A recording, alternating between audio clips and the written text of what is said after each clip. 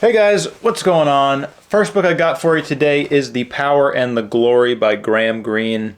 I picked this out randomly. I went to my Penguin Classics shelf without any kind of premeditated idea about what I wanted to read. It's about a whiskey priest in the south of Mexico living in a region that was currently going through some kind of communist takeover. I assume it was communist. They just called the people red shirts. And these red shirts have a strict outlaw of religion. I think it's all religion, maybe just Catholicism. But I thought that was strange because my really only connection between religion and communism is that Karl Marx quote, "Religion is the opiate of the masses." So I'm not sure why they would do that. But it didn't really get into like the big picture stuff. It focused on this one character who we never get the name of. He's just the whiskey priest, because he's an alcoholic. He's kind of a fallen angel. It's a redemption story. I think it's a redemption story. That's the thing. I never really got a firm idea about what this was trying to tell me. It's full of suffering and unfortunate circumstances. Our main character tries his best to deliver religion to the people despite the fact that he's being hunted down to be killed, essentially. And he spends his days in mosquito-infested, disease-infested territories, doing his best to deliver, what's that word where they do the private talk? Confession and mass to the people who still want it, who lived their whole lives with this religion. It was a big part of their lives. And then this takeover just pulls the rug out from under them, which I was comparing to when the Spanish explorers came. I think it was the Spanish explorers, and they just eliminated the indigenous religion, and they actually built these Catholic cathedrals on top of the old worshiping sites. I went to Mexico City a little while ago, and you go to these enormous, gaudy cathedrals, and some of them have glass floors, and you can see the ruins of the old religion. So I thought I was going to say something to the tune of how bad it feels to realize that you have been following a religion that was forced upon your ancestors. Because a lot of Mexican people are very religious. I don't have stats on that. It just seemed like Catholicism really stuck down there. And for those people to then one day realize, well, this was just forced on us by some outside party. So I thought it was going to be the main character was going to realize that he devoted his entire life to Catholicism only to have it become illegal and ugly. But he holds on to his religion through all of the mosquitoes and all of the hate and the persecution. It's a really uncomfortable book to read for a couple reasons. One, the guy doesn't use enough dialogue tags for me, and I was constantly getting lost. He jumps pretty jaggedly from scene to scene, so again, I was lost a lot of the time. But he spends so much of the story in pain and starvation and dead dogs and unfortunately dead children. And there was even a scene where they did a dental extraction. So he was obviously talking about suffering to some extent. But I'll be honest with you, I don't know what the message of this book was. And it's been long enough, I think it's been like 2.5 weeks, where whatever kind of organic thoughts and conclusions I was going to have would have surfaced by now. So I'm okay in looking up some outside opinions. So I figured we'll go to the maelstrom of the internet and see what other people had to say about it. I normally go to Goodreads when I've read a really hyped up book that I didn't like, and I'm scrolling through the 5 stars and the 4 stars looking for that 1-star affirmation or that 2-star affirmation where they're like, yeah, I didn't really get it. I thought it was kind of dumb. And then you find it and you're like, okay, I'm not that one person in the world who didn't like this book, and then for some reason that's all the affirmation you need. All right, 4 out of 5 on Goodreads, 3.98 to be exact. If you want to save your soul, take this novel to heart and crucify your pride, like the little whiskey priest did. It's about crucifying your pride? I guess I can see that, but his pride kind of eroded with life. You know, he succumbed to alcohol and the, what do they call it, desires of the flesh or whatever. He didn't crucify it. You can never go wrong with this guy. Most definitely dude's on my top 10 of all time favorite novelists. You cannot ask for crisper prose. The dialogue is practically in audio. The descriptions themselves cause impressive bouts with synesthesia. That would be some scary synesthesia from this book, my man. I cannot think of a single writer that is without flaw. The closest to that Superman would be Graham Greene. High praise. 4 out of 5 stars, though. That being said, this is my least favorite novel of his thus far. I really did not side with any particular point of view, I just enjoyed the ride. It's ambitious and harsh, beautiful and devastating. Mexico is there, and yet not. It's cinematic and simultaneously personal. I guess I agree with that. Okay. Does anybody have any idea what this book was about? This was a surprisingly savage, nasty, grim misery fest. A real feel-bad book for Catholics, atheists, and Mexicans alike. Okay, there we go. I agree with that one. Any conclusion there? Absolutely not. Maybe someone watching this, has anyone read this book? What did you think? I'm interested. Okay, next up we got another Penguin classic. I forgot to get that sticker off there, my apologies. Fifth Business by Robertson Davies. I loved this book. It was awesome. It's told in that kind of A Tree Grows in Brooklyn style, where it's a first-person main character. It starts with them as a kid, and we get a taste of that, but unlike A Tree Grows in Brooklyn, it jumps in time a lot. But at the beginning, the first scene is him and his friend who are playing on a winter's day. They get mad at one another. His friend throws a snowball at him. Main character dodges the snowball. It hits a pregnant woman who collapses, has a premature birth.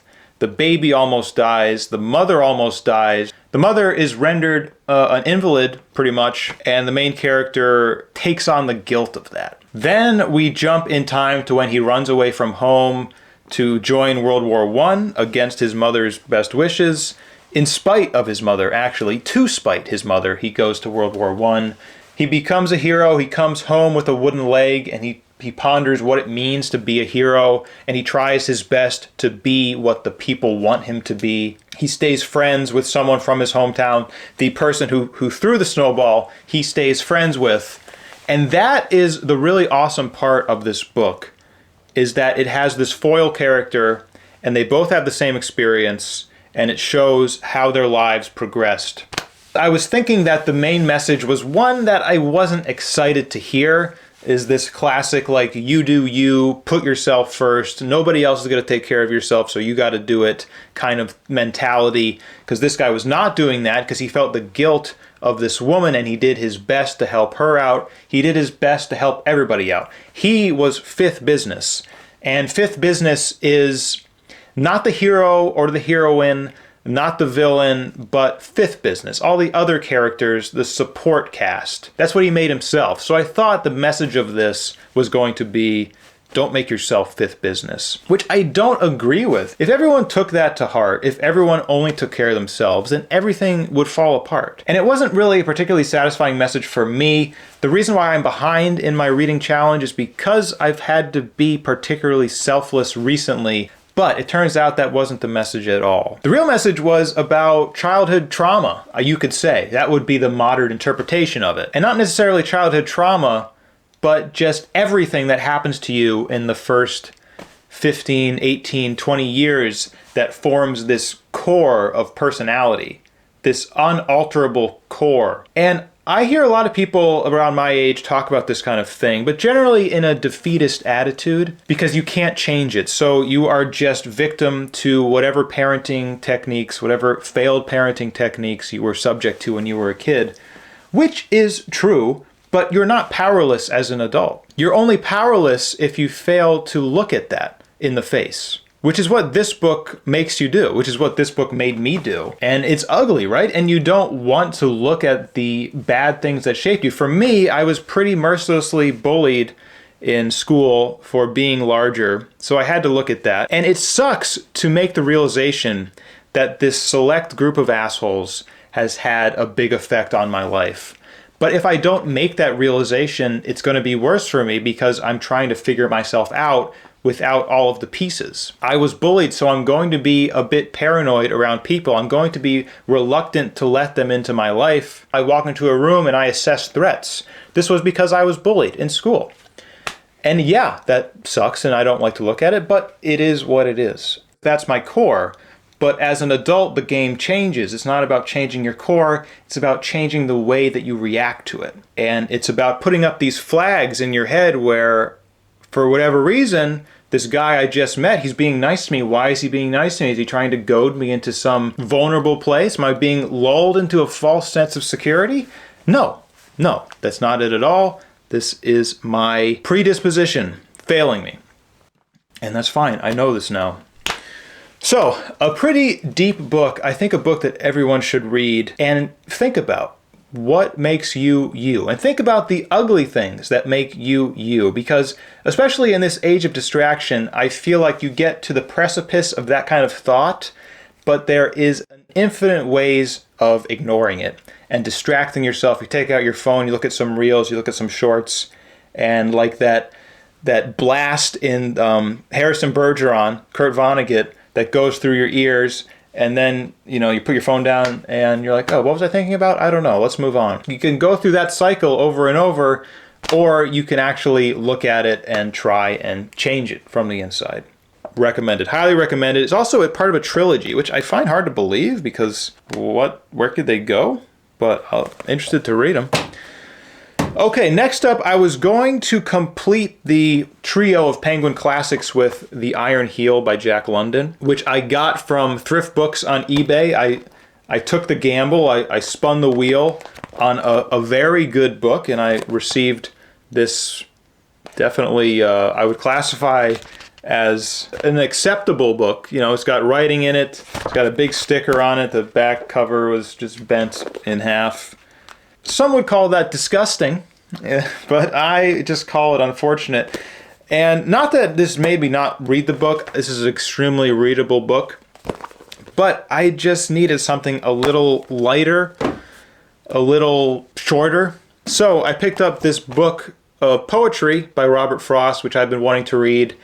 And I tried, but I could not get into it. I'm going to try again. It's going back on my TBR. But finally I settled on The Boy, the Mole, the Fox, and the Horse by Charlie Mackesy, and it is beautiful. It is this nice, heartwarming, heartfelt book that any bibliophile will appreciate just because of the way you can tell a lot of affection and thought was put into this.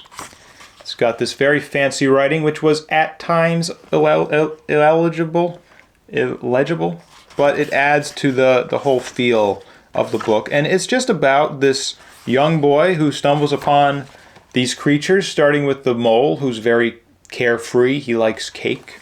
And then meeting the fox, and this is probably my favorite picture in the book. And the fox, of course, wants to kill the mole, naturally, but spoilers, it doesn't. Here's a good quote. One of our greatest freedoms is how we react to things. So very true. And then the horse, who is the greatest source of wisdom throughout the book. It doesn't really have a plot line. It's just kind of an inspirational collection of quotes and pictures.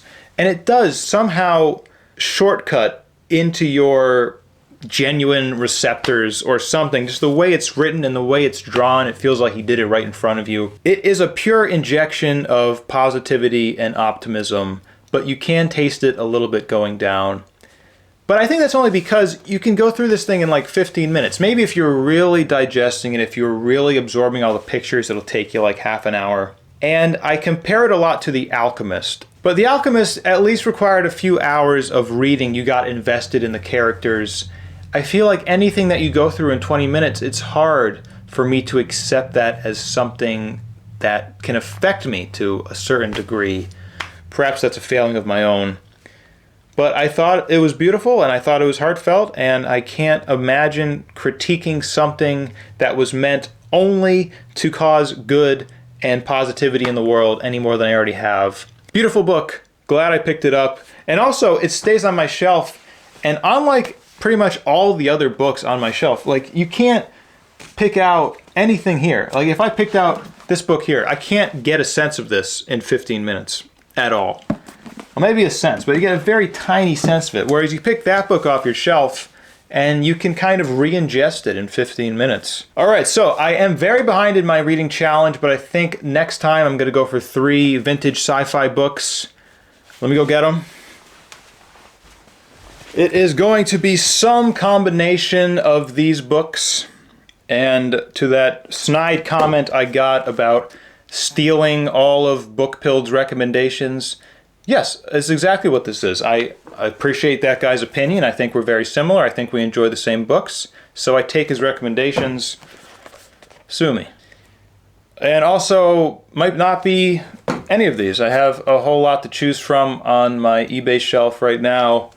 And I've been very keen on picking random books recently. I don't know if I've been feeling indecisive or something, but just I just go to a shelf and whatever tickles me at the moment. All right, that's what I got for you. So, as always, thanks for watching. Subscribe if you haven't, and I'll see you next time. Bye-bye.